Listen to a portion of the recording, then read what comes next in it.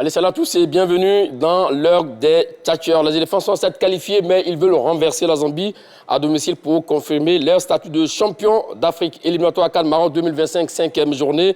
Bayo Wakoun, Krasso, Evan Guessan, quel attaquant face à la Zambie? Je vais leur demander et Dago Charles pour débattre évidemment de sujet. Salut à vous, messieurs. Salut Magat. Comment allez-vous?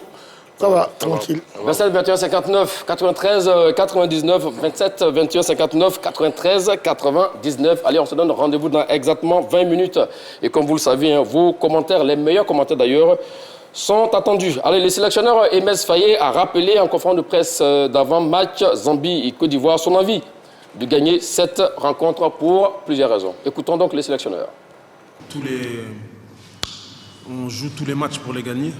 Là, par rapport au contexte que vous avez expliqué, c'est vrai, on sort d'une défaite qui nous a fait perdre beaucoup de points au classement FIFA. Et pour nous, comme on a la qualification en poche déjà, l'objectif maintenant c'est de rester parmi les 6 meilleures équipes africaines pour être tête de série et retrouver notre place de 4e équipe africaine au classement FIFA. Donc ça prendra un peu de temps parce que c'est facile de descendre, mais c'est difficile de monter. Mais non, l'objectif, c'est de gagner les 2 matchs pour remonter au classement FIFA et effectuer le tirage au sort de la prochaine CAN en tant que tête de série. On ne fait pas du turnover, on joue pour gagner. On joue pour gagner, mais quand vous êtes sélectionneur, vous devez vous adapter en fait au contexte général. On est parti en Sierra Leone, enfin au Libéria. On a eu un terrain qui n'était pas favorable pour certains joueurs. Ça veut dire que si on les faisait jouer, on avait plus de chances de les blesser que de les voir performer. Donc on a fait une équipe compétitive par rapport à tout le contexte. Mais c'est toujours l'objectif final, c'est de gagner. Donc là, demain, on va faire une équipe pour gagner. Et si on fera des changements on n'est pas là pour faire plaisir aux joueurs. Dire il est venu donc il doit jouer. Non, il n'y a personne qui doit jouer. Celui qui doit jouer, c'est celui qui mérite de jouer. Après, si le match nous demande de faire des changements avec ceux qui sont arrivés nouvellement, on fera. Mais si les nouveaux ne doivent pas jouer, ils ne joueront pas. En tout cas, on n'a pas d'obligation sur ça. On veut gagner. On sait qu'on est attendu maintenant partout où on va. Que toutes les équipes veulent battre la Côte d'Ivoire. On a la preuve. La Sierra Leone a fait match nul hier contre le Tchad. Donc, on est favori. On sait qu'on est attendu. On sait que la Zambie joue sa qualification, elle, par contre. Et que si elle gagne demain, elle sera qualifiée aussi. Donc ils vont nous mettre une pression, les supporters vont nous mettre la pression. Donc, ça, c'est le foot de haut niveau. On a l'habitude de gérer la pression. Et comme j'ai toujours dit, on essaie de mettre la pression de manière positive. Donc on sait ce qu'on veut. On sait qu'on a perdu, les joueurs savent. Les joueurs sont conscients. Comme je l'avais dit en conférence de presse, il y a beaucoup de joueurs qui m'ont écrit pour me dire qu'il fallait vite se rattraper. Donc moi, on connaît, on sait pourquoi on est venu en tout cas. Donc ça va être un bon match et on va relancer la dynamique et reprendre notre série de victoires. Alors, reprendre notre série de victoires, des images tournées sur place par nos envoyés spéciaux, Henri-Joël Bois et Arsène Kwasi. Messieurs, il a dit effectivement, ils sont partis en Zambie pour gagner. C'est vrai que cette fois-ci, on est qualifié sans avoir joué donc la Zambie. Cela enlève une pression supplémentaire donc aux garçons. Selon vous, est-ce que c'est une qualification méritée déjà, de manière globale, après 4 journées de championnat, d'élimination? Oui, forcément, c'est une qualification méritée. D'accord. Parce qu'avant même l'entame des éliminatoires de cette CAN 2025, quand tu vois la composition du groupe, ce groupe G-là, forcément, la Côte d'Ivoire, la Zambie, la Sierra Leone, le Tchad, la Côte d'Ivoire et la Zambie étaient les favoris de ce groupe G-là. Ça, il ne faut pas se le cacher. Parce que quand tu as participé déjà à 25 Coupes d'Afrique, tu as gagné 3 fois la Coupe d'Afrique, forcément, tu pars, tu es favori. Et là, dans ce groupe G, la Côte d'Ivoire était favorite. C'est comme l'édition de 2023 on s'est retrouvé avec la Zambie, il y avait le Comores, le Lesotho, et pour la CAN 2023, la Côte d'Ivoire et la Zambie partaient favoris, et effectivement, les favoris ont répondu présent. Et ce n'est pas une surprise si la Côte d'Ivoire se qualifie pour la CAN 2025. Et surtout, après ça, nous sommes allés remporter donc, la CAN, peut-être aussi également, pourquoi pas, remporter la CAN en 2025, puisque la Zambie était dans notre poule. Oui, effectivement, parce que pour la CAN 2023, on avait terminé deuxième du groupe. Mais ça n'a pas empêché la Côte d'Ivoire de gagner. Maintenant, de terminer premier ou deuxième, mais c'est une chose certaine, il faut terminer premier. Parce que c'est le plus important, parce que là, il a dit tout à l'heure, terminer premier pour être tête de série. Puisqu'en 2023, on était pays organisateur, forcément tête de série, mais là, il faut terminer premier pour être tête de série. D'accord, c'est très bien, et pour la précision. Alors, qu'est-ce que ça fait comme ça d'être qualifié? Au moins, on s'attendait à jouer un match, puis obtenir la qualification sur le terrain, et là, on est qualifié sans avoir joué. Étant joueur, est-ce qu'il n'y a pas une petite saveur qui nous manque là, ou une qualification est une qualification? Non, une qualification est une qualification. Hein. Peu importe comment on se qualifie. Le plus important, c'est d'être présent à la phase finale. Et à ce niveau-là, je pense que la pression est un tout petit peu descendue du côté des Ivoiriens. Malheureusement, ils seront face à un adversaire qui, lui, reconsidérera l'enjeu du match. Et donc, ça va emmener les Ivoiriens pour ce match-là à sortir d'eux-mêmes et puis voilà, faire face à cette notoriété-là.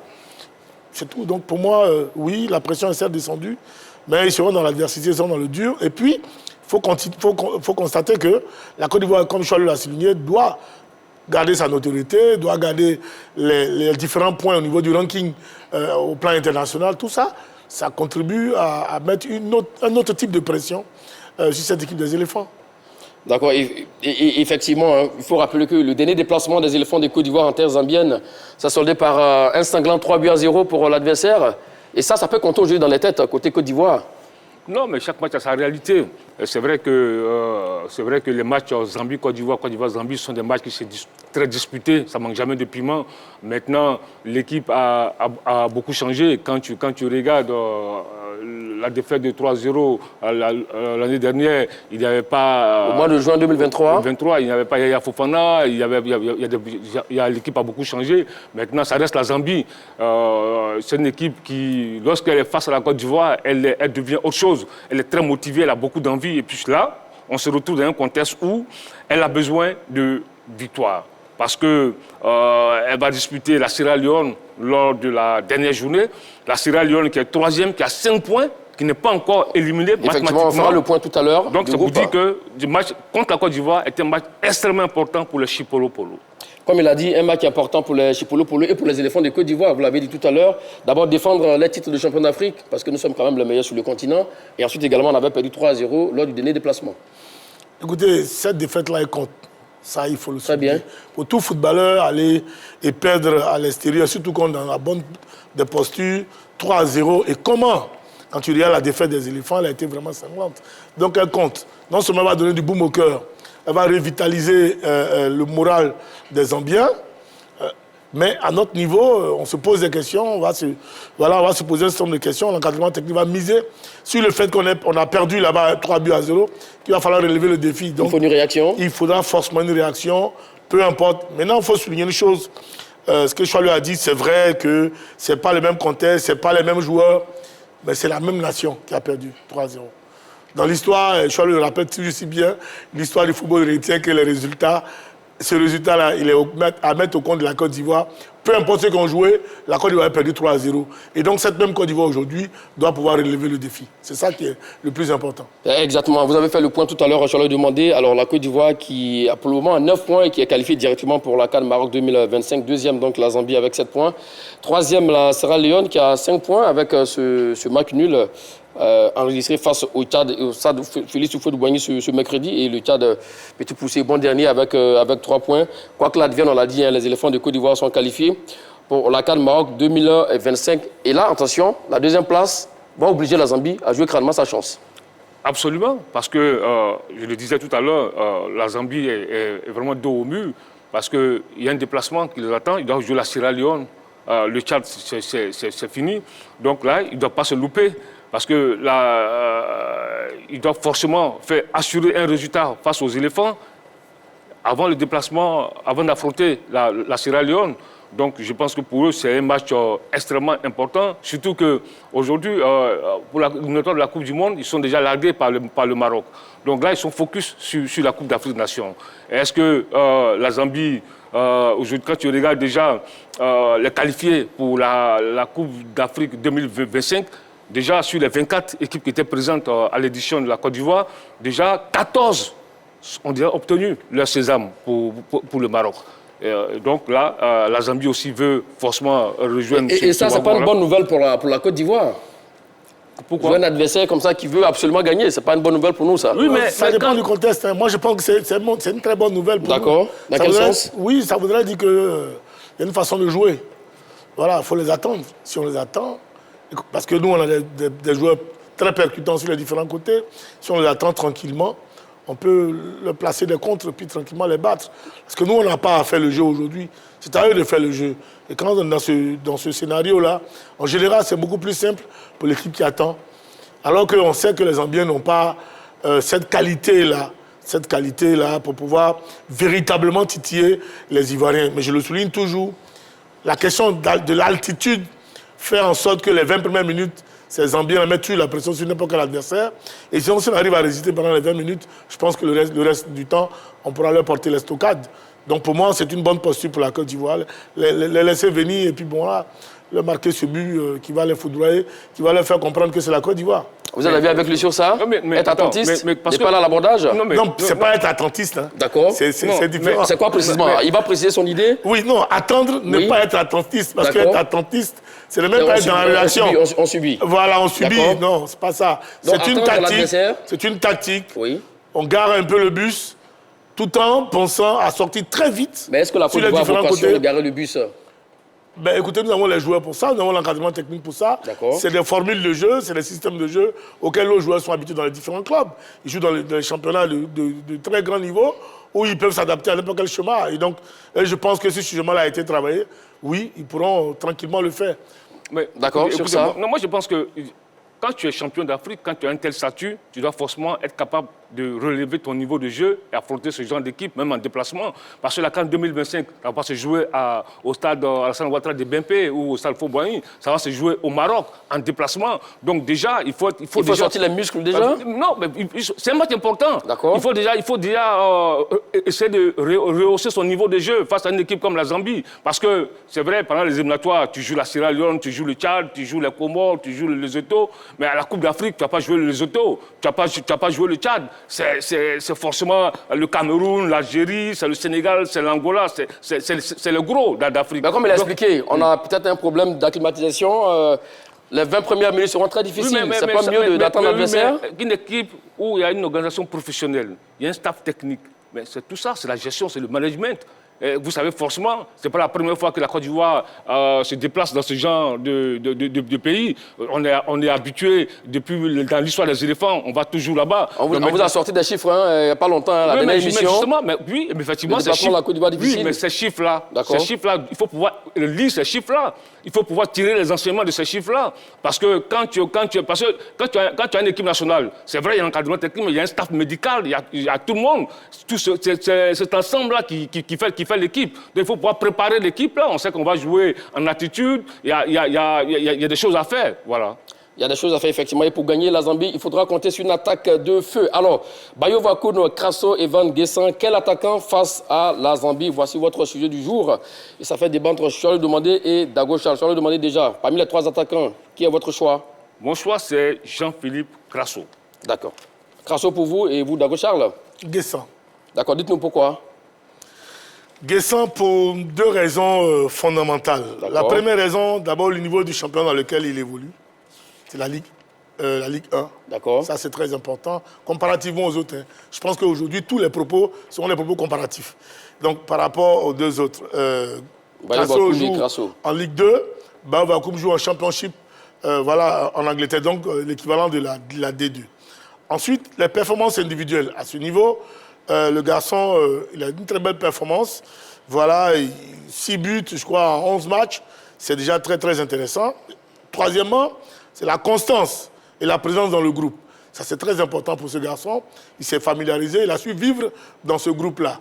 Et puis, il y a maintenant le fait que la qualité individuelle de l'individu, par rapport à ce match à l'extérieur, où il nous faut un attaquant qui va pouvoir être le premier défenseur de l'équipe nationale de Côte d'Ivoire.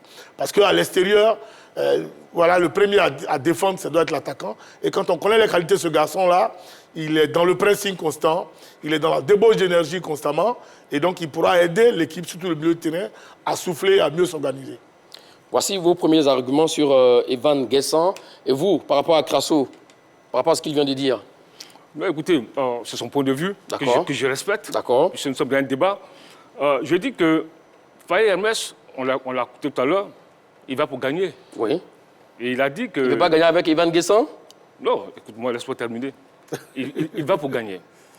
Et c'est un match extrêmement important pour lui, parce qu'après la défaite contre la Sierra Leone à Monrovia, on a régressé au classement FIFA. D'accord. Et il a dit un truc qui est assez important, qu'il faut rester parmi les 6 meilleures équipes africaines pour être tête de série lors du tirage au sort de la prochaine Coupe d'Afrique des Nations. Donc pour moi, c'est un match extrêmement important. Quand tu vas disputer un match extrêmement important, quand tu vas à la chasse, tu vas avec ton meilleur fusil. Et aujourd'hui, quand tu regardes les statistiques de Crasso... Donnez quelques statistiques rapidement, parce que nous avons les meilleures statistiques pour tout le monde. Non, moi, je n'ai pas les meilleures statistiques. Non, je ne pas dit que vous n'en avez pas. Ouais. Comme il en a donné tout à l'heure, je vous laisse la latitude de donner les vôtres, et puis ensuite on part pour le visuel statistique. Bon, ok, d'abord, je vais d'abord dire, Jean-Philippe Crasso est le meilleur buteur des attaquants de la Côte d'Ivoire pendant l'année 2024. Ça, c'est intéressant. Ok, je m'arrête là. Continuons. D'accord. Pour continuer, alors vous avez parlé effectivement des statistiques des deux garçons. On commence par les stats de Jean-Philippe Crasso, donc en Ligue 2 française cette saison. Il a joué de 27 ans, hein, le garçon, 1,87 m, poste avant-centre, 12 matchs, 10 fois titulaire, 6 buts, 2 passes décisives, 826 minutes de jeu avec la sélection ivoirienne, c'est 21 matchs, 7 buts, 3 passes décisive. Et puis, 983 minutes de jeu avec la sélection ivoirienne, vainqueur de la CAN 2023. Dernière sélection remonte au 15 octobre 2024 face à la Sierra Leone, mon cher Dago Charles. Vous avez parlé tout à l'heure des 6 buts d'Evan Guessant. Voici 6 buts aussi également pour Jean-Philippe Crasso. Vous avez parlé aussi également du fait que Evan Guessant s'est familiarisé avec le groupe. Mais lui, il était là, même pendant la CAN. Parmi les deux, qui est plus familier au groupe? Non, je n'ai pas dit que Crasso n'est pas familier. Mieux, Crasso est champion d'Afrique. Voilà. Voilà, donc non, je parle des qualités qui, pour moi, militent en faveur de Guessant. Sinon, je sais que mon garçon est un très, très bon footballeur. Mais comme Charles l'a dit tout à l'heure, il est le meilleur buteur en activité des éléphants de Côte d'Ivoire depuis l'année 2024 et surtout lors des 3 dernières journées. Parmi les attaquants. Il parle des attaquants, mais nous sommes dans un contexte différent aujourd'hui. Crasso est certes le meilleur buteur en activité des éléphants aujourd'hui. D'accord. Malheureusement, il est le meilleur buteur en étant sur le banc de touche. Ça compte? Mais c'est très important. Parce que face à la Sierra Leone, il est rentré en jeu. Oui. Et c'est entré en jeu. Face à la Zambie aussi également? Face à la Zambie, c'est en entrant en jeu qu'il marque, n'est-ce pas? Ça voudrait dire qu'il y a des gens, il a ses compères, ses collègues, ses amis, qui ont fait un travail colossal en termes de pressing, sur la défense adverse, qui ont acculé, et il est venu, et en bon attaquant, il a su placer ces différents buts-là, n'est-ce pas? Quand on regarde les productions de Crasso, aujourd'hui, il est dans une posture d'un véritable, pour moi, très bon joker. Parce que c'est vrai, c'est un très bon footballeur, mais lorsqu'il commence les matchs, c'est un peu difficile pour lui de s'en sortir. Alors que quand on regarde les matchs au cours desquels il est rentré, il a été beaucoup plus performant. Quand tu prends Guessant, c'est différent. Il est dans un pressing, il occasionne des buts, il occasionne des buts. C'est vrai qu'il ne les marque pas, mais comme je l'ai souligné, le premier rôle d'un attaquant, c'est d'abord, certes, de marquer des buts, mais c'est de défendre aussi avec le groupe. Et à ce niveau-là, pour moi, Guessant est meilleur que Crasso, parce qu'on joue à l'extérieur. Et si Guessant commence ce match-là, qui continue de faire son pressing, dans les 20-30 dernières minutes, je pense qu'on peut faire entrer encore Crasso, qui va venir porter les scorecards à cette équipe zambienne. C'est en cela que je dis, pour moi, que Guessant est vraiment le meilleur fusil pour Faye MS pour commencer cette rencontre. Il fait fi de la régularité du garçon cette saison avec l'équipe nationale de Côte d'Ivoire. Mais est-ce qu'il ne s'est pas fauché également? Monsieur Dagochal, oui. Quand, tout à l'heure, je le disais, quand vous avez votre meilleur buteur parmi les attaquants, vous allez jouer un match, vous avez besoin de gagner.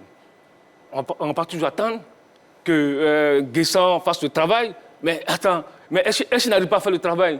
On a besoin de buts. Est-ce qu'il n'arrive pas à faire le travail? On ne va pas toujours être dans la réaction. Il dit que Crasso a la difficulté en tant que titulaire. Mais attends. Crasso, c'est un finisseur. D'accord. C'est un garçon qui est technique, qui est finisseur, qui sent le but. Et moi, je dis, c'est le meilleur buteur des attaquants parmi l'année 2024. C'est le deuxième meilleur buteur de l'équipe nationale de Côte d'Ivoire après Haller. Haller, 27 matchs, 10 buts. Donc justement, c'est l'héritier de Haller? Non, je ne dis pas que je ne veux pas là. Je dis, ça c'est les chiffres que je donne. Je dis c'est le deuxième meilleur buteur. Vous pouvez le dire, hein? Non. En termes de buteur? Non. Je suis en train ne dites pas, ne me faites pas dire ce que je n'ai pas dit. Je dis que c'est le deuxième meilleur buteur parmi les attaquants de Côte d'Ivoire après Haller.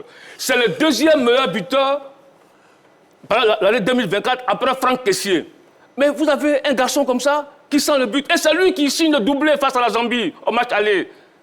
Et vous allez le laisser entrer sur ce match dans la vie Guessant. Guessant, dans la surface, il a eu des ballons. Surtout, il a raté une action immanquable. Il a raté beaucoup d'occasions de but. Il y a eu des ballons qui ont traîné dans la surface. Il y a eu beaucoup de ballons. Il y a eu des débordements de choses. Comme Dagochal l'a dit, c'est parce que les autres ont fait un travail de sable. Il est rentré après 20 minutes pour terminer le boulot. Mais attends, mais ça, c'est lui qui le dit. Mais moi, je dis... Non. Tu n'as pas regardé le match aussi? Non, j'ai regardé le match. Mais je dis, moi, je préfère Crasso à Guessant. Parce que là, on a besoin. Ce ne serait pas un match facile. On sera en face d'une équipe athlétique qui va jouer, qui va resserrer les lignes arrière, qui va forcément boucher tous les couloirs. Parce que là, je dis, il faut des chasseurs, il faut quelqu'un qui sent le but, qui est capable, sur un ou deux ballons, faire la différence. Pas quelqu'un qui sera là en train de venanger les occasions de but. Peut-être que c'est son soir aujourd'hui, mon cher Charles Demandé. Peut-être si on met Ivan Guessant. On va découvrir les statistiques maintenant d'Ivan Guessant. Mon cher Dagoch, avant de venir à vous. Oui, vous l'avez dit, hein, il évolue donc à l'OGC Nice en première division française.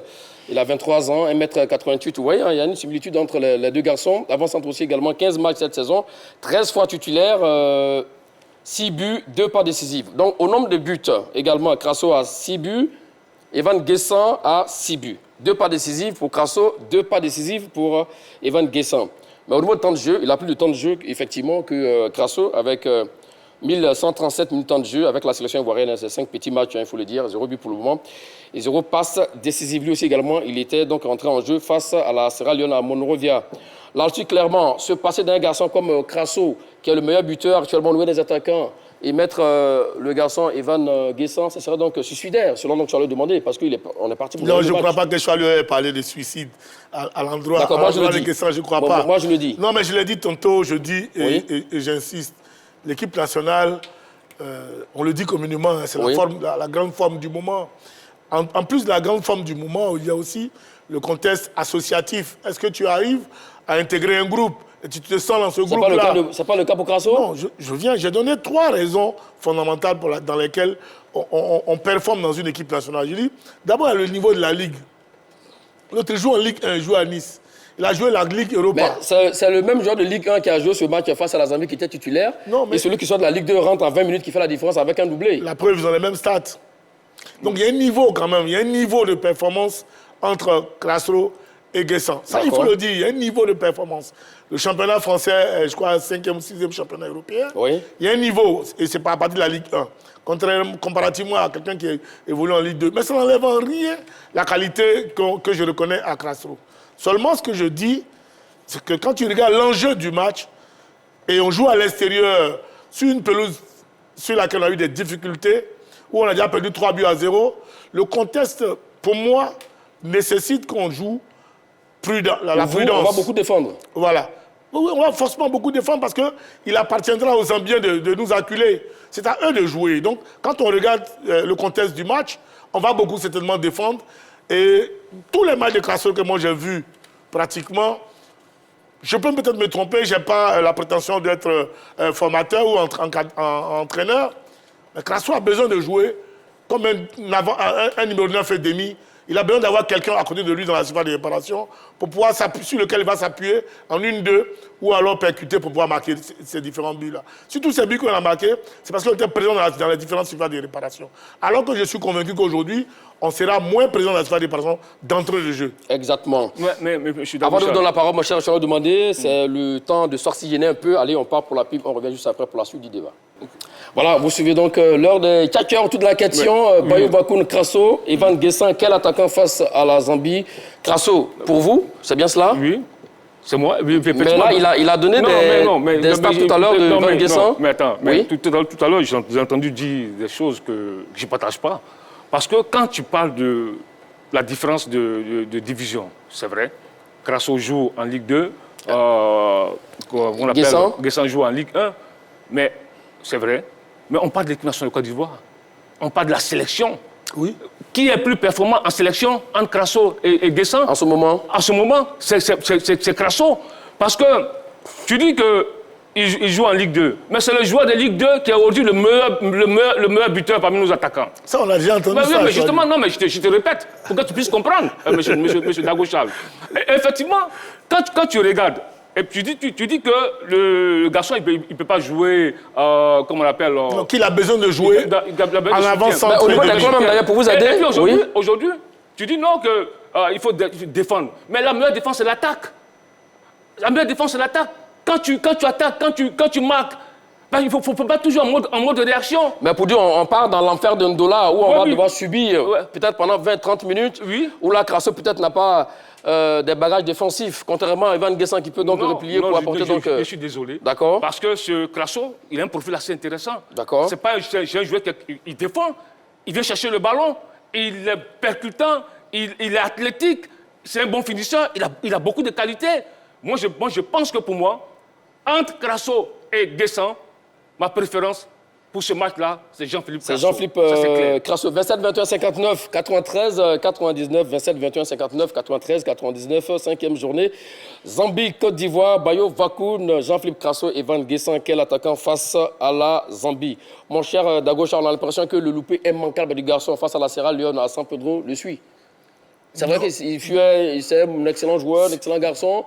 Mais bon, voilà, quand on parle aujourd'hui d'Evan Guessant, non. Ça ne le suit même pas du tout, ça le suivait, on ne l'aurait pas appelé. Si ça le suivait, Faye MS, ce ne serait pas permis de l'appeler. Non, je ne crois même pas. Faye MS compte la qualité athlétique et physique de ce garçon.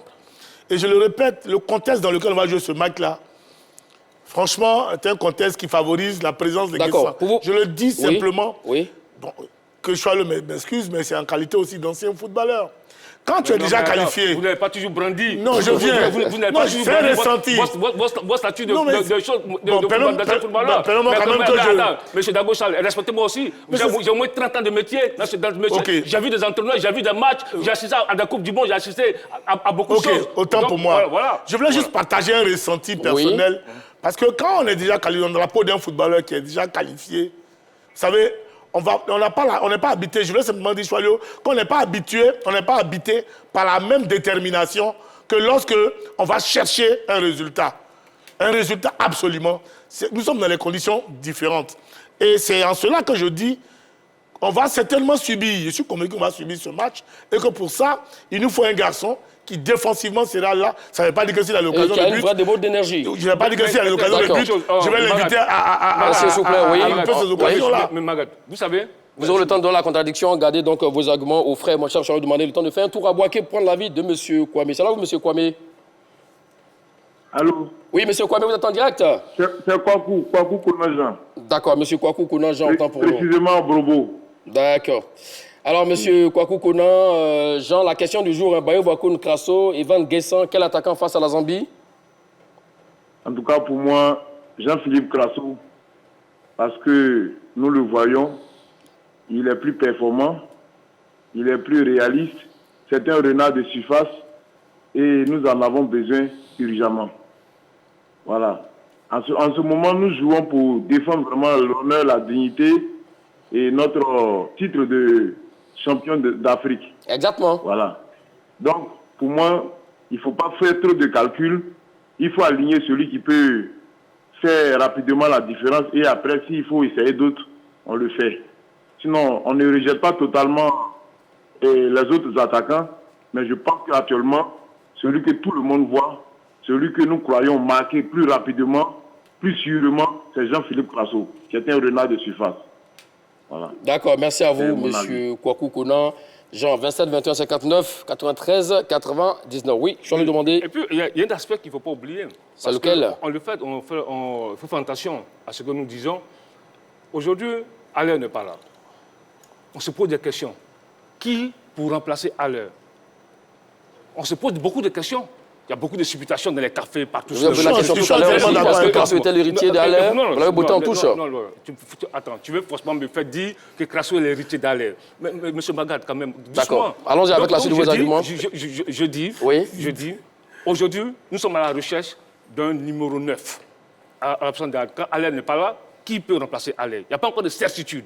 On a un garçon qui est en train de s'imposer à ce poste-là, qui est en train de nous marquer des buts. Mais il ne faut pas briser son élan. Il faut le laisser aller jouer des matchs contre la Zambie et Angola pour voir la fournaise africaine. Comment ça va se passer? C'est là qu'on va le juger. On va plus le juger. Est-ce que ce Crasso-là, si Haller n'est pas là, il peut être décisif dans un match de feu en déplacement? Aujourd'hui, tu regardes ses statistiques, il a 18 matchs en sélection, 7 buts. 18 matchs en sélection, 7 buts. Il est en train de monter. Haller n'est pas là, mais il faut le laisser, on va le voir face à la Zambie. Dans une défense de feu, on va le juger. Au match aller, il a inscrit 2 buts. Est-ce qu'il peut rééditer l'exploit? Laissons, on va voir la confirmation. On va laisser, on va mettre Nguessan. Je dis non. Et il faut quand même avoir... Mais ça peut permettre aussi à Nguessan aussi également de... Écoute-moi, ça peut être un coup de poker. Oui. Ça, c'est clair. Ça peut être un coup de poker, ça peut réussir ou pas. Mais je dis, aujourd'hui, on a un garçon qui est en train de se poser. Il faut qu'il y ait la complémentarité. La complémentarité va naître à force de jouer avec la Dengra, à force de jouer avec la Ouba Diakité, à force de jouer avec le Jérémy Boga, à force de jouer avec le Seko Fofana. Voilà, c'est sur la durée, mais il faut le laisser jouer, il faut le laisser à ce poste-là, puisque déjà, il nous donne satisfaction. D'accord. Alors, Narcisse Teki, sur la page Facebook de la 3 du CSI, pour moi, on ne changera pas l'équipe type, donc je préférais toujours le trio Adengra, Nguessan et Pépé. Je vous vois sourire là, mais Pépé il n'est pas là. Notre ami Narcisse Teki l'a été remplacé par Karim Konaté. Vous avez parlé des similitudes au niveau donc, du jeu également. Voyons les caractéristiques du style de jeu des deux garçons. Avec Jean-Philippe Crasso déjà en premier, qui aime dribbler, aime jouer donc en passe courte, aime dévier le ballon de la tête dans la surface, aime tacler. L'une de ses forces, c'est dribbler, les dribbles forts, finition, pas mal aussi également. Au niveau de sa faiblesse, c'est tenir le ballon, très faible.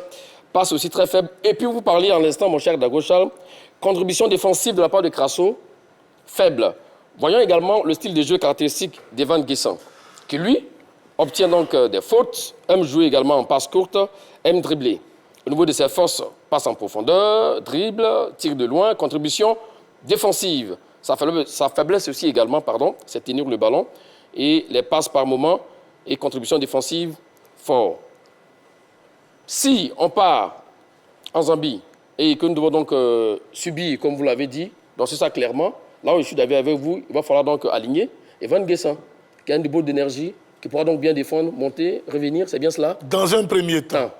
Et ensuite, dans un premier temps. Je ne suis pas en train de dire à Choalio que je ne veux pas que Crasso joue le match. Non, moi je dis... Oui, voilà. Je dis, par rapport au contexte, il est préférable de commencer avec Nguessan parce que défensivement, il est plus fort, il est plus costaud.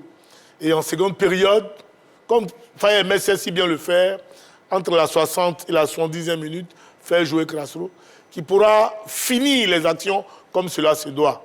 Maintenant, ils ont sensiblement les mêmes statistiques, les mêmes caractéristiques de jeu, sauf que ce qui, pour moi, plaide beaucoup plus en faveur de Nguessan, c'est vraiment l'aspect défensif, parce qu'on joue à l'extérieur.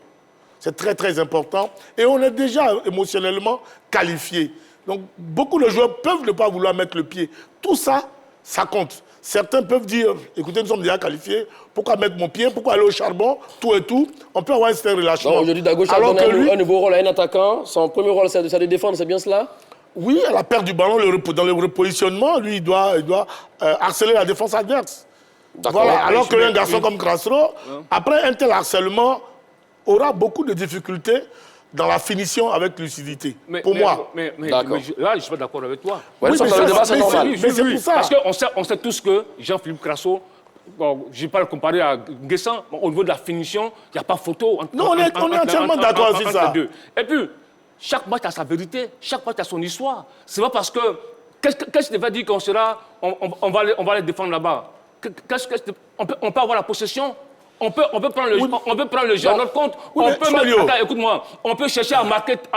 Et puis moi, je pense que le meilleur scénario dans ce genre de match, c'est de marquer tôt. Faut pas rester là pour dire non, ça, c'est on le va match à défendre. tous les matchs. Non, on va défendre. Il n'y a pas un entraîneur qui voudra encaisser premier d'abord. Mais attends, mais quand tu vas dans un tel match, il te faut forcément un tueur. Il faut forcément un chasseur. Il te faut forcément un buteur. Parce que tu vas te dire, non, bon, moi je préfère quelqu'un qui va aller défendre. Mais si tu as quelqu'un qui est capable de marquer dès la 5e minute, pour mettre l'adversaire en difficulté, pour faire douter l'adversaire, tu peux te priver de cela. Et puis, diantre, comment tu peux laisser ton meilleur buteur sur le banc? Moi, je n'arrive pas à comprendre cela.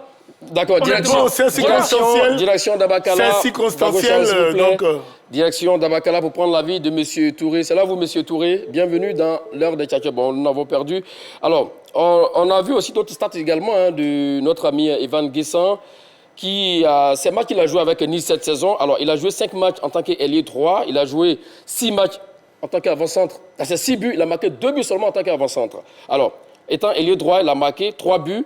Ailier gauche, 1 but. Finalement, clairement, c'est là où peut-être Charles demandait a raison. Parce qu'au niveau de l'attaque, la finition, il pêche un peu. C'est pas mieux de commencer par Crasso et puis ensuite peut-être le faire entrer. Moi, je trouve que Crasso est beaucoup plus performant lorsqu'on a la surface de réparation adverse. D'accord. Lorsque nos ballons sont en général dans la surface de réparation adverse, c'est là que Crasso est beaucoup plus mais performant. Mais le ballon, vous avez Adingra qui est revenu, Oumar Diakité. Je vous en prie, il est très fin, oui. Il est très habile, il est très précis dans la finition. D'accord. Et en général... Il est vraiment opportuniste dans la surface de réparation lorsque nous sommes dans les 16 mètres 50 de l'équipe adverse. En revanche, je le dis, je le suis et je le maintiens, Nguessan est beaucoup plus performant. La preuve, sur les 6 buts, il marque 2 buts pratiquement dans la surface de réparation. Les 4 autres buts... Ça ne fait pas la moyenne non plus. Non, je viens, les 4 buts, il les marque en dehors de la surface de réparation. Oui. Donc ça veut dire que lui, il est beaucoup plus performant étant en dehors de la surface de réparation. C'est très important. Alors que tous les buts de Crasso sont marqués dans la surface de réparation. Et on joue à l'extérieur. Je le maintiens. On n'a pas le ballon. Les choses sont circonstancielles. D'accord. Et Charles Lemandé le dit si bien. Chaque match a sa vérité. Donc, si chaque match a sa vérité, moi j'imagine une vérité ce soir, qui est que la Zambie doit nous gagner. Et quand l'adversaire doit te battre, c'est lui qui fait le jeu. C'est un principe fondamental. Et donc nous, sachant que nous, ce n'est pas à nous de faire le jeu, c'est normal qu'on leur laisse le ballon et qu'on procède par contre. Mais la Côte d'Ivoire, dans ce sens-là, est une équipe joueuse. Oui. D'accord, une équipe joueuse, mais en déplacement également dans l'enfer de Ndoula. Qu'est-ce qu'il en pense, lui? On aura le temps de revenir à vous, je vais lui demander très rapidement, le temps de prendre M. Perico. Ça va, vous, M. Perico? Oui, ça va bien. Alors, la question du jour, entre Bayo Wakoun, Crasso et Evan Nguessan, vous misez sur quel attaquant face à la Zambie? Laisse-moi te dire que je fais mon retour. Salut avec Dago. Bonjour. Moi, merci. J'ai toujours dit qu'en matière des ballons, je n'ai pas trop de préférence. Cependant, ce que je voulais dire, c'est-à-dire que si on va sur ce que M. Dago dit, c'est-à-dire que si c'était possible, on doit dire qu'on est déjà qualifié. Et donc pour cela, il faut essayer certaines personnes. Dans ce cas-là, celui qu'on appelle Evan Nguessan là. Bon, on peut encore une dernière fois l'essayer parce que moi, la dernière fois, son match que j'ai vu là, j'ai vu qu'il était un peu trop brillant. Vraiment, il a raté de ses buts lamentablement. Donc, comme c'est pour voir encore, pour voir s'il est un peu bon, enfin, pour l'essayer comme lui le dit. Sinon, si ça peut aller gagner ce match-là, moi, je pense que Crasso, là, vraiment, c'est un finisseur, c'est quelqu'un qui est un tueur. Avec lui, je suppose qu'on veut gagner. Maintenant, bon, comme chacun, moi, en tout cas, c'est ce que moi je vois. Voilà, ça dit qu'on met Crasso pour gagner. Maintenant, si on veut essayer, on peut mettre le petit de la tête qui est venu là. Et je ne sais pas comment il s'appelle. Karim Konaté. Voilà, on peut le mettre avec ce Nguessan là. Parce que sincèrement, on va Nguessan n'a pas laissé de bonnes impressions aux gens. Hein. La dernière fois, il a tellement loupé des buts qu'on ne peut pas louper. Dago même c'est ça. Donc ça peut arriver, hein, mon cher Perico, effectivement. Donc vraiment, c'était ma contribution. Voilà, merci à vous. Excellente contribution d'ailleurs. Mon ami Martial. Je ne sais pas s'il est là encore. Ben, Marcel, il est en ce moment en Zambie avec les éléphants de Côte d'Ivoire, effectivement. Il n'y manquerait pas. Merci à vous, monsieur Perico. Oui, je l'ai demandé. Oui, parce que pour rebondir un peu sur ce que la chute d'Agbocha tout à l'heure, il dit que Crasso est fin, il est habile, il est précis. Mais M. Charles, Il s'est fait harakiri? mais quand tu as un attaquant qui est fin, qui est habile, qui est précis, et tu vas jouer avec des joueurs comme Adengra, comme Oumar Diakité, qui sont capables d'envoyer des ballons dans la surface, mais tu ne peux pas te priver d'un tel joueur. Par rapport à un Guessan, je ne dis pas qu'il est mauvais, c'est un mauvais joueur. C'est l'une des promesses de cette attaque de Côte d'Ivoire, parce qu'il a beaucoup de qualités. Mais je dis, quand tu as un garçon, comme tu le dis, tu l'as défini, qui est fin, qui est habile, qui est précis, moi je préfère... Un mot rapidement. Personne n'a misé sur Bayo Wakoum, ni vous aussi également? Non, il en forme aussi également en club, très rapidement. Moi, les deux, que ce soit Crasso et Bayo Wakoum, moi, je le dis, c'est juste en deuxième période. Bayo Wakoum, on ne va pas non plus aller, pour moi, le brûler tout de suite comme ça, parce que s'il ne fait pas un bon match, ça peut être voilà, la catastrophe pour lui. Donc pour moi, c'est en deuxième période que je vois sans Crasso et Bayo Wakoum. Je les mets tous les deux dans le même panier.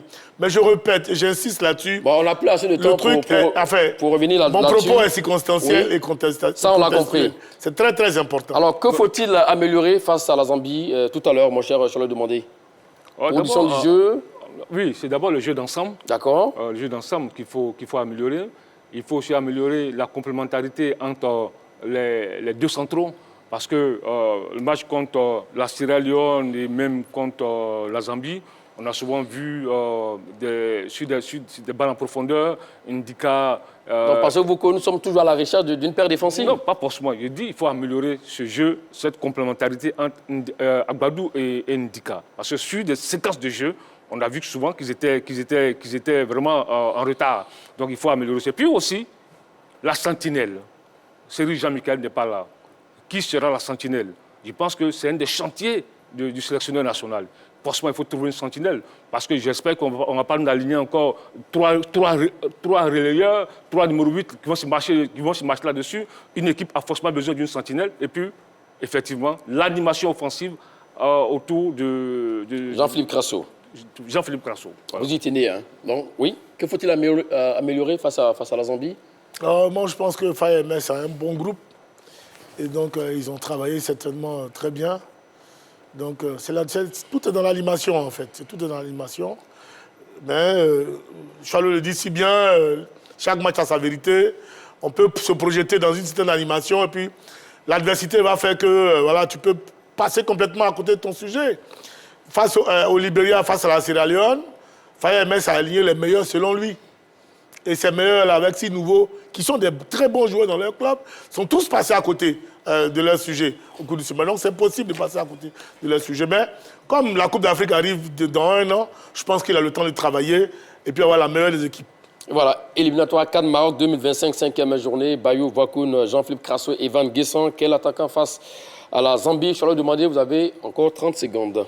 Écoutez, moi je préfère Jean-Philippe Crasso parce qu'aujourd'hui c'est le meilleur buteur parmi les attaquants de Côte d'Ivoire. C'est le 2e meilleur buteur après Franck Kessié au cours de l'année 2024. C'est le 2e meilleur buteur des attaquants derrière Aller qui a 27 matchs et 10 buts.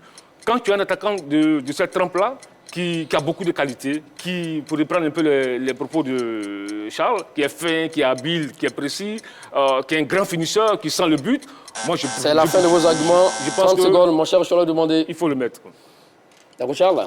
Oui. Moi, je préfère Guessan pour sa débauche d'énergie, parce qu'on va jouer à l'extérieur face à une équipe qui va faire le jeu, qui a besoin de nous battre pour être qualifié, pendant que nous sommes déjà qualifiés. Et quand c'est comme ça, souvent c'est difficile pour une équipe comme la Côte d'Ivoire qui va être, à mon avis, l'équipe à battre. Donc je souhaite que ce soit Guessan qui fasse le travail et qu'en seconde période, soit Bayo Wakoum ou Crasso viennent finir le travail. Voilà, alors voici donc le résultat du sondage. Bayo Wakoum, Crasso, Evan Guessan, vous avez voté pour 33% pour Bayo Wakoum, oui, avec un excellent résultat pour lui. Jean-Philippe Crasso à 44%.